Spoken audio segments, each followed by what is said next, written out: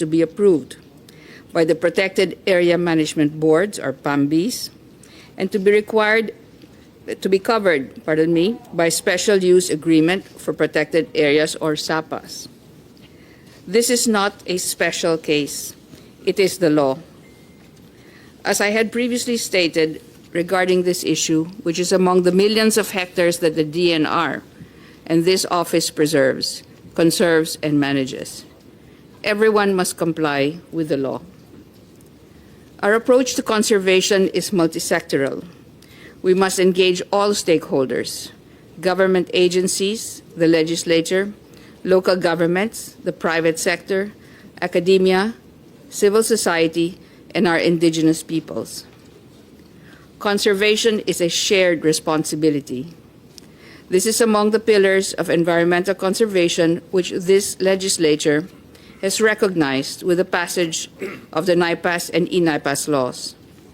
Under our laws, any development in protected areas must be conducted through the Protected Area Management Boards, in partnership with all stakeholders, reflecting a whole-of-society approach.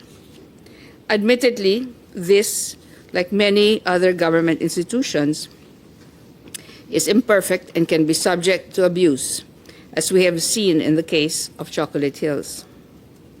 Yet any imperfect institution or process, especially one created and mandated by law, cannot be unilaterally set aside by one group or family.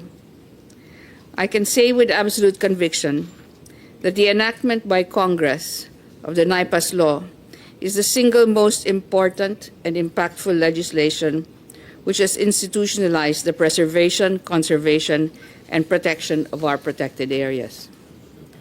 The Department welcomes this investigation as it provides the venue and opportunity to ferret out the truth regarding the circumstances surrounding the 2002 Supplemental Agreement and, possibly, the other onerous-related agreements entered into by the Dumalyang family and group.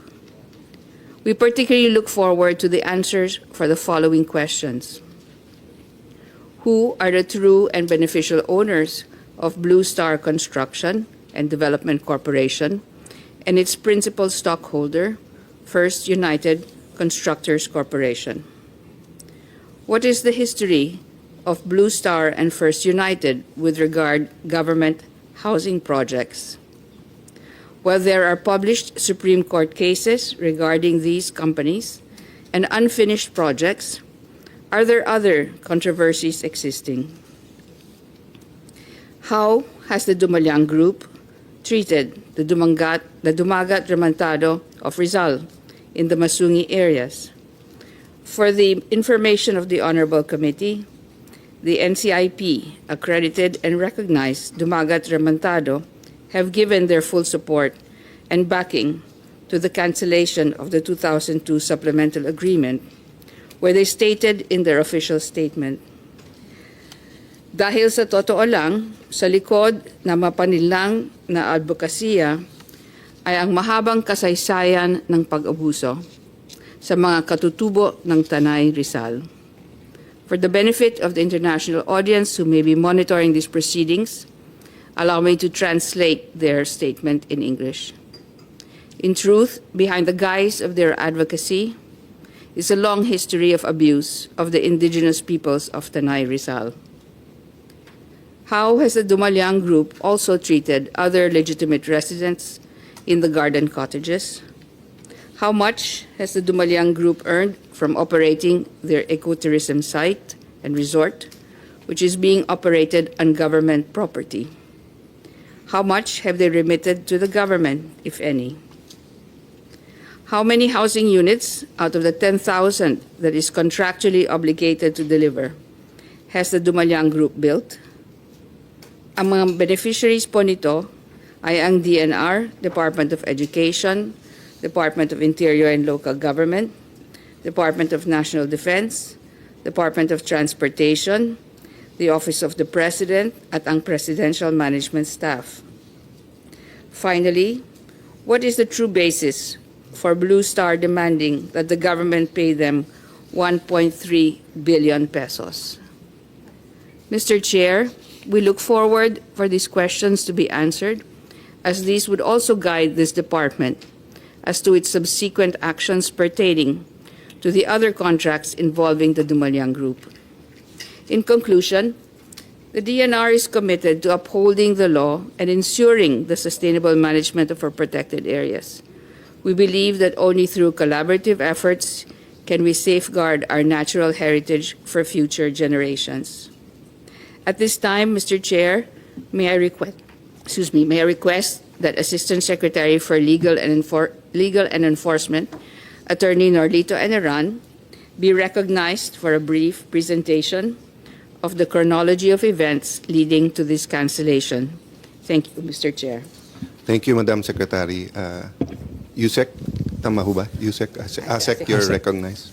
Thank you, Mr. Chair, at isang makalikasang araw po sa ating lahat.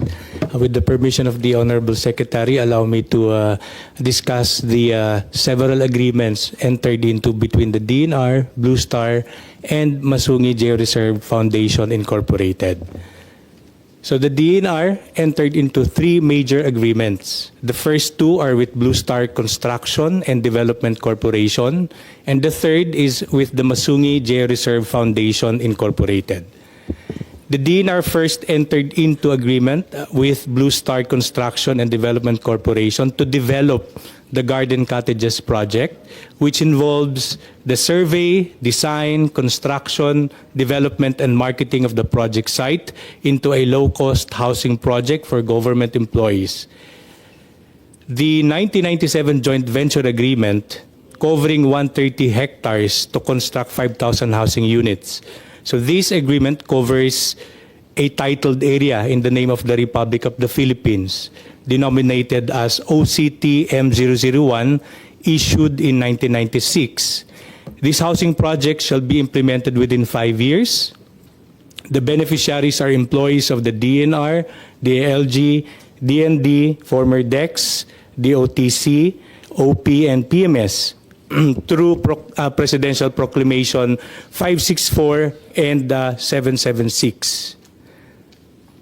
The 2002 Supplemental Agreement, which is the subject matter of this inquiry, is covering 300 hectares of the adjacent lot, which is denominated as Lot 10, to construct an additional 5,000 units, this time totaling to 10,000 housing units in obligation of Blue Star, and covers the patrimonial property of the Republic under Original Certificate of Title 3556 issued in 1959.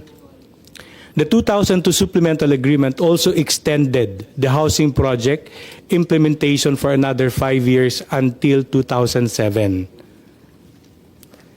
In relation to these agreements, the DNR entered into a 2006 joint venture agreement amendment, which extended once again the implementation of the housing project, but this time indefinitely, and opened the sale of the housing units to the general public. The DNR also entered into another agreement, the 2017 Memorandum of Agreement, now with Masungi Georeserve Foundation Incorporated, covering an area of 2,700 hectares, with a provision granting the latter a perpetual land trust over a vast area which is also within protected areas: the Upper Marikina River Basin Protected Landscape, Kaliwa Watershed, and Presidential Proclamation 1636. At the same time, covering the subject areas of the contracts with Blue Star, the 1997 Joint Venture Agreement, and the 2002 Supplemental Agreement.